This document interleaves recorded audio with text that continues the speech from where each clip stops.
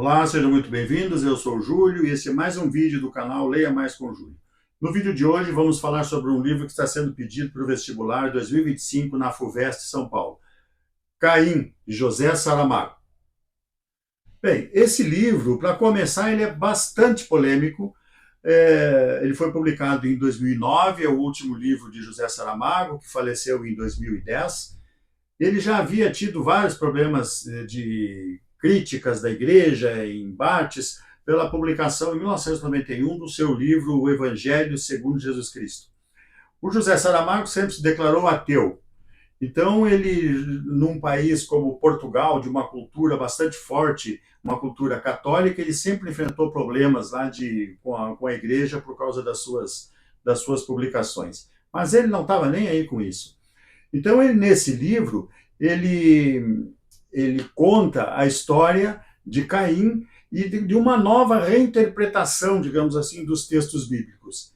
Como todos sabem, lá Adão e Eva foram expulsos lá do Jardim do Éden, expulsos do paraíso. Eles tiveram dois filhos, Caim e Abel. Caim, o primeiro filho, então, ou seja, o primeiro ser humano, digamos assim, nascido de um homem e de uma mulher.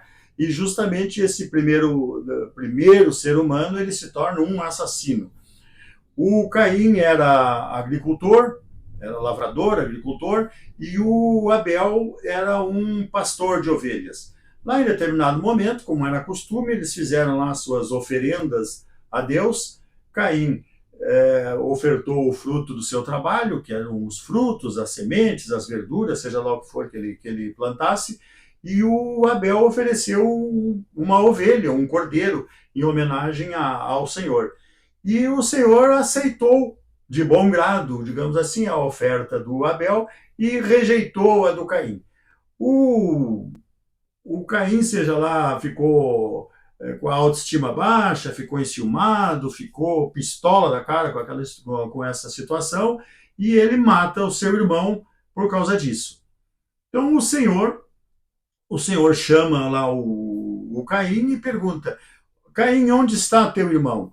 E o Caim, assim, digamos, zombeteiramente, fala: e por acaso eu sou o guardião do meu irmão? E o Senhor, claro, sabe, o Senhor sabia de tudo. Disse que a terra clamava pelo sangue, chamava pelo sangue do irmão dele. E como punição, o Caim passa a ser, a partir daquele momento, por determinação do Senhor, passa a ser um errante pela terra. Essa seria a punição dele. Então o Senhor faz lá uma marca na testa de Caim, e ninguém vai poder atentar contra ele, porque ele está agora protegido pelo Senhor. Né? A punição dele seria errar indefinidamente pela terra. E o Caim passa a visitar passado e futuro, ora ele está no futuro, ora ele está no presente, tudo isso na ficção do nosso autor. Ele vai visitar, aliás, lugares onde aconteceu episódios bíblicos, onde tem lá Sodoma e Gomorra, a arca lá depois do dilúvio, antes do dilúvio, aliás, a arca de Noé. Tinha lá, ele encontra com Abraão antes de ele ir para fazer o sacrifício ordenado pelo Senhor do seu filho Isaac, a Torre de Babel, o Jó, que sofreu nas mãos de Satanás com a permissão do Senhor, para que Satanás soubesse que Jó não abdicaria da fé que ele tinha no Senhor.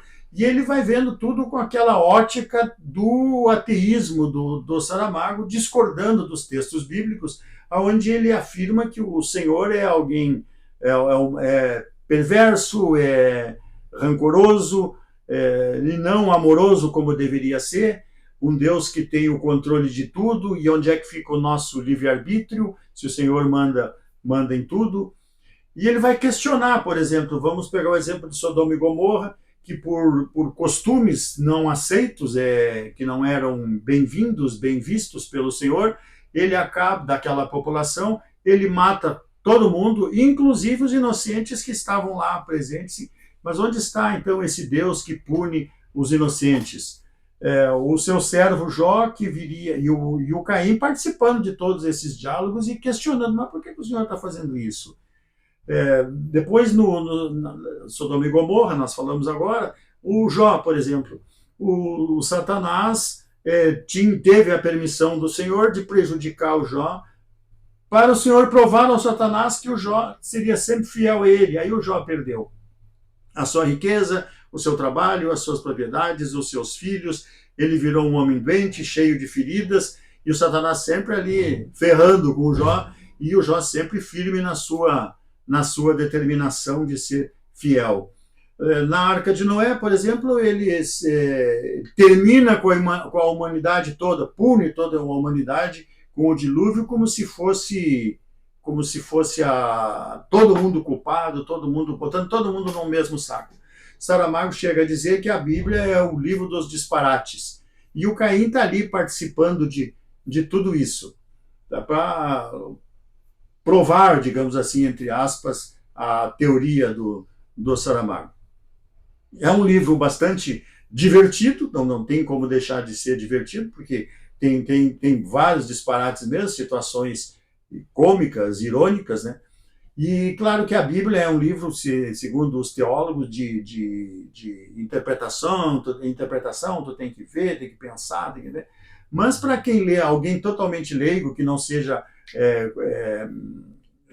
assim, digamos, educado numa cultura católica, onde nós aprendemos desde cedo que Deus é um ser supremo, bondoso, não sei o quê, nós vamos realmente concordar que, em alguns episódios, Deus é punitivo, rancoroso. Tá? O Saramago, ele, como sempre, se declarou ateu e estava no fim da vida, e já tinha brigado com a igreja, já tinha feito até se mudado de Portugal e morar na Espanha, depois dos episódios que ele teve lá com a igreja depois da publicação do Evangelho segundo Jesus Cristo. Ele, digamos assim, ele não estava nem aí mesmo, já estava próximo de morrer, já tinha sido prêmio Nobel, ele escreveu o que ele quiser. Mas nós temos que separar, né, literatura das verdades. Como, por exemplo, quem é assim de uma cultura cristã ortodoxa, eu aconselho não leia. Mas literatura está aí para discorrer sobre o bem quiser, é uma ficção. Tá? Eu acho assim que, independente das opiniões e tudo, é um livro bastante interessante para se ler. É um livro curto, pode se ler num dia, 2, no máximo. Tá? E, em suma, para você fazer a sua prova de vestibular, essas são as informações necessárias para você ter sobre Caim, o último livro de José Saramago. Então, lembre-se que se você deixar seu like, se inscrever no canal, você vai estar colaborando para que o canal continue. E se você tiver algum comentário, alguma opinião, eu gostaria de saber, deixa aqui se esse vídeo foi útil, o que você achou disso, tá? Muito obrigado e até a próxima.